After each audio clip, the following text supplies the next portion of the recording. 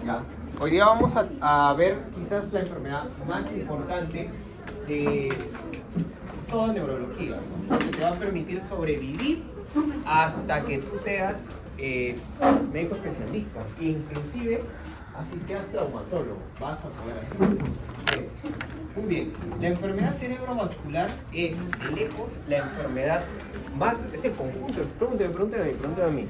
Del examen ya no se pregunte, no del examen dice sentido, ya. Ahorita déjale aprender. La pregunta que era apendicectomía como factor de riesgo, ¿no? La pregunta era apendicectomía como factor de riesgo, ¿no? Sí. Allá, Bien, a ver. La enfermedad cerebrovascular, chicos, es de lejos la enfermedad más frecuente en neurología, extremadamente frecuente. Todos tienen un familiar, todos en esta clase tienen un familiar o conocen a alguien que ha tenido una enfermedad cerebrovascular. Tiene muchos nombres populares, sumamente absurdos, ¿no? Desde derrame cerebral, ¿han escuchado eso? Sí. ¿Sí? Derrame cerebral, ¿no? El cerebro es un líquido y todos han tocado uno, ¿no? ¿Cierto? No es un líquido, entonces ¿cómo se va a derramar? Pero bueno, a esos nombres existen, nombres sin sentido, y hasta nombres muy arcaicos como ACV, accidente cerebrovascular, cuando en realidad se descubrió que solo el 10% de estos pacientes se accidentan. Entonces, esos nombres arcaicos como bronconeumonía, neumonía típica, esos términos del siglo XIV, de la edición número 2 de Robbins, ya no existen, ¿no? Y hay que empezar a hablar los términos como son. Entonces, el nombre castellano es enfermedad cerebrovascular, en inglés es DCB, ¿no? Que es cerebrovascular disease. ¿Está bien? Enfermedad cerebrovascular. Bueno, en la traducción mala de Maragall a veces le ponen desorden cerebrovascular para que coincida la D con el inglés. Pero bueno, ustedes saben que la enfermedad cerebrovascular es la enfermedad más frecuente. ¿Qué es la enfermedad cerebrovascular?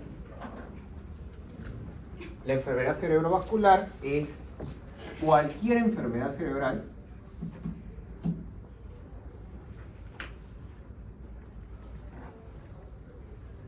por alteración de sus vasos sanguíneos.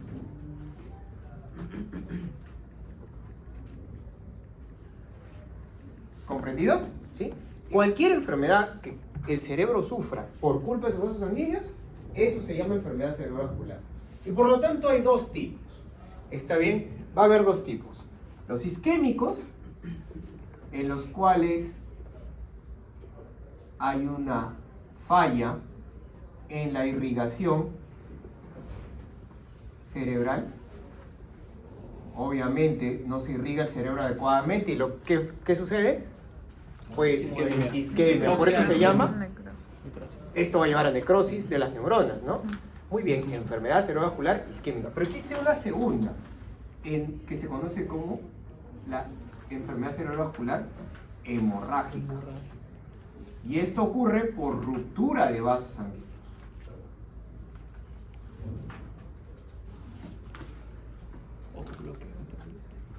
Muy bien. No, bloqueo no. Ruptura.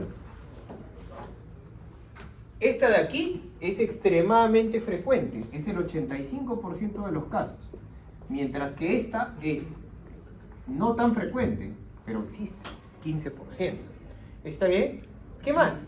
Esta de aquí es no mortal, no suelen morir en la actualidad los pacientes con SB isquémico. Esta es sumamente mortal. Esta de aquí tiene una gran carga de morbilidad. Significa que afecta demasiado la calidad de vida de una persona. Y esta de aquí, igualito, gran carga de morbilidad.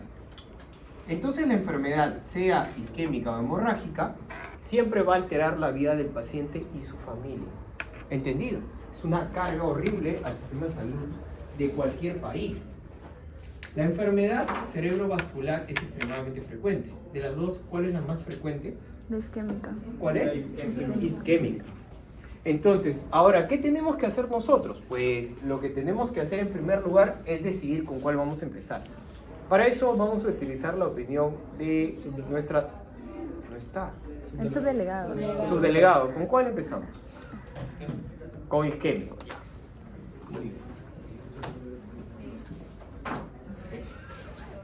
Esta enfermedad también se conoce como stroke en inglés. ¿Está bien? No, perdón, acá. Stroke. En castellano también se le conoce como ictus. ¿Ya? Ahí tienes varios nombres para la misma enfermedad. Muy bien. Aquí lo que falla es la irrigación cerebral, ¿cierto? ¿Por qué fallaría la irrigación cerebral? Pues por distintos motivos. Son 5 en total.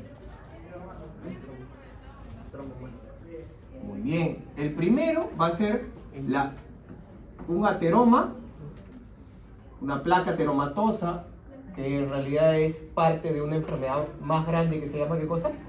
Aterosclerosis, que forma un trombo. Igualito que en el lima, es idéntica a la patogenia, igualita, célula espumosa, está bien el core necrótico, la estabilización de la placa, rompes la placa por distintos motivos o se erosiona, sale contenido, se forma el trombo. ¿Comprendido? Sí. Esto se conoce como enfermedad cerebrovascular isquémica aterotrombótica. En realidad es una complicación ¿de quién? De la aterosclerosis, ¿no?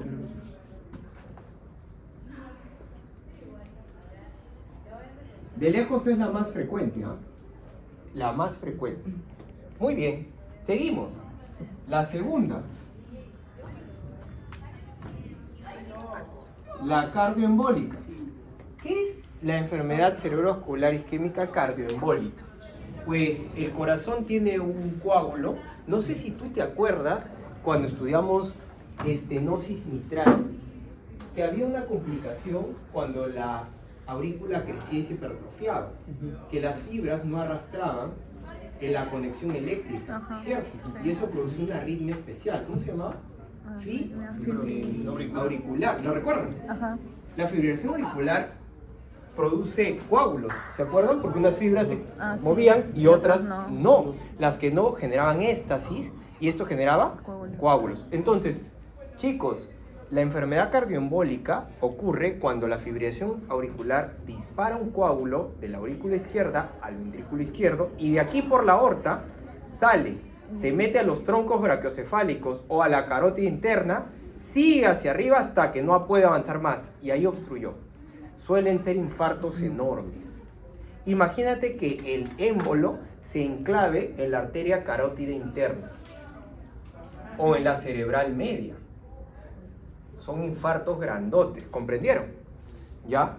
Doctor, ¿el de arriba también es grande? Obviamente es grande, chicos, porque imagínate que es una placa aterosclerótica en la carótida externa.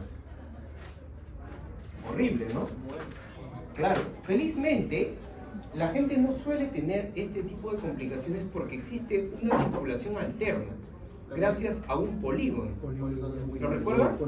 Entonces el polígono de Willis puede salvarte la vida cuando tienes ateromas grandes en las carótidas externas. ¿Me entienden? ¿Cuánto tiempo aguantará tu polígono? Esa es otra historia. Muy bien. Creo que no les tengo por qué enseñar por qué se formó la placa, ¿no? Todos recuerdan, difusión endotelial, ROS, ¿se acuerdan?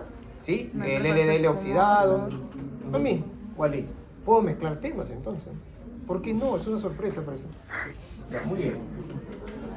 La tercera, chicos, arterioloesclerosis. ¿La conoces? Sí. Aquí la enfermedad ataca a qué vasos sanguíneos. A las arteriolas. A las arteriolas. ¿Cuál era su principal factor de riesgo? La hipertensión. ¿Te acuerdas? Sí. La hipertensión era su etiología de esto. No era un factor de riesgo, era su etiología. La hipertensión de larga data en los que tenían hipertensión primaria y en corta etapa en los que tenían hipertensión secundaria. ¿Te acuerdas? Sí. ¿Sí? Ya está, muy bien. Arteriolesclerosis. Pero no es la única. También aquí entra diabetes mellitus tipo 2. Claro que sí. Ambos destruyen la pared de las arteriolas. ¿Hasta aquí alguien tiene alguna duda? Ahora se imaginan esta cuarta causa que se conoce como causas raras. Se le dice causas raras porque no son tan frecuentes como las tres primeras, ¿ya?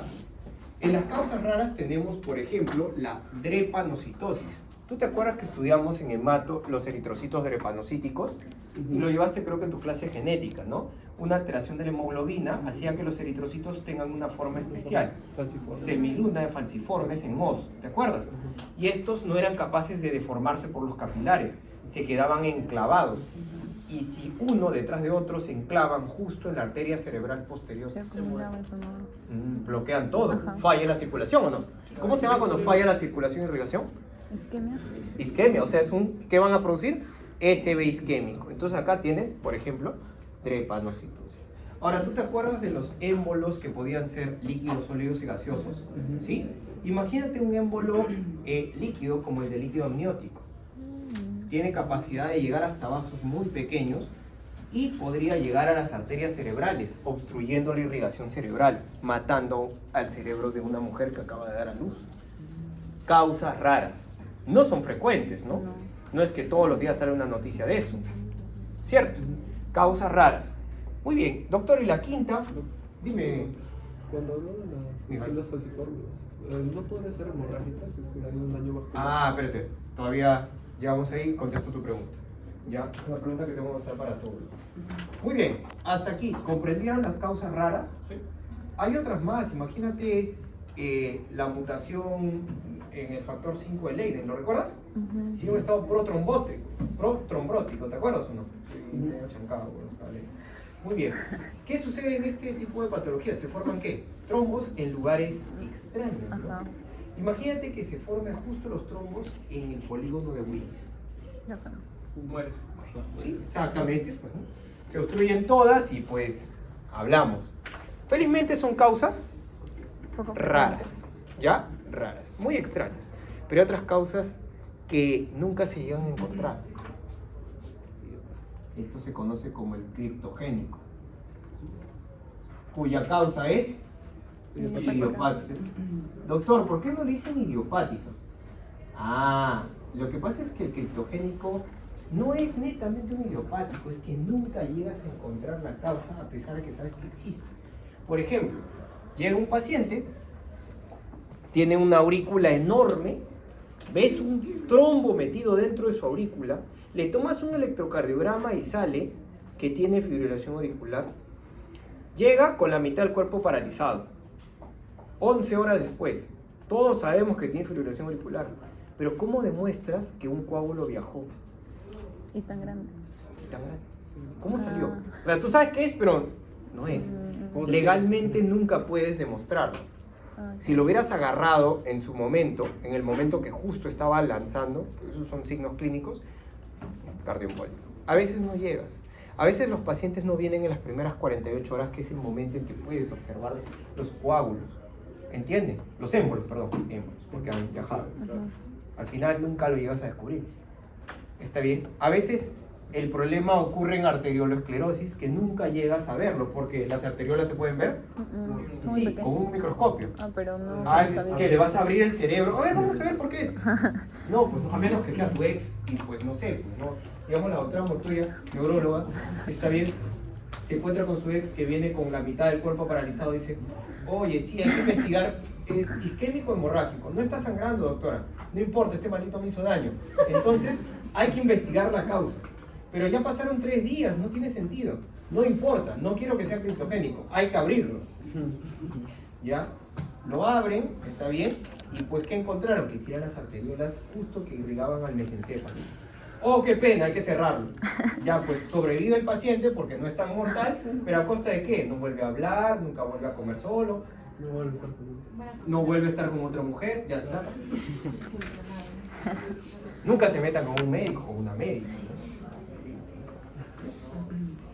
¿No? Hasta aquí comprendieron los mecanismos, está bien, etiológicos de el SB isquémico alias ictus alias stroke. ¿Sí? Muy bien. ¿Y qué sucede cuando falla la circulación? Pues la isquemia te va a llevar a solo una cosa, necrosis, pues, ¿no? Sí. ¿Cierto? Muy bien. ¿Y la necrosis qué significa? Muerte celular accidental, ¿cierto? Ya. Ahora empezamos con rompiendo mitos con el doctor Cabello. ¿Está bien? Llega un paciente y me dice, doctor, a mí me dio un SB hace 4 años. Por eso es que yo camino así, en segador. Se ha paralizado toda la pierna derecha porque justo la zona que controlaba la pierna derecha murió por necrosis isquémica. ¿Hasta aquí entendieron todos? Sí. Sí.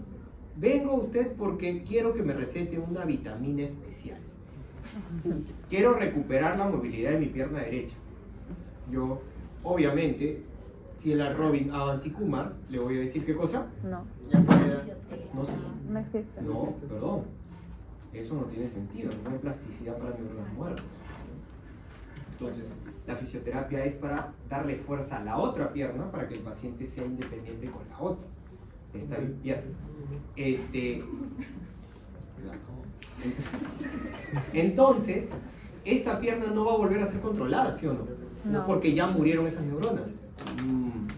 ¿Y saben qué me dice? Usted no sabe. Usted es joven. Me voy a donde un doctor viejito que sí sabe. Entonces va a donde un doctor que también es mi paciente. ¿Está bien? ¿Ya? Y ahí, bueno, ya lamentablemente no sabe entrar a leer PubMed, ¿ya? No entra a Nature Reviews, no lo ve desde 1992, no lee un artículo desde esa época, ¿está bien? Y pues agarra y le dice, yo sé que puedes usar esta pastilla, Irrigor Plus, para que mejore tu irrigación cerebral. Y ahí el paciente está tomando todos los días Irrigor Plus. ¿Le va a servir de algo? No. Le va a dar algo peor. Sí, claro que sí. Irrigor, todo medicamento tiene efectos secundarios. Algún día les enseñaré fármaco, está bien, algún día. En la San Martín, obviamente. Sí, ustedes saben. Claro que sí. Y en ese momento les explicaré cuáles son los efectos secundarios que existen. Muy bien. Hasta aquí, ¿dudas? No estén recetando medicamentos para mejorar la circulación, porque no existe. Está bien, no existe. Si existieran, no existiría esta enfermedad. No se preocupen. Bien. ¿Dudas hasta acá? Voy a borrar.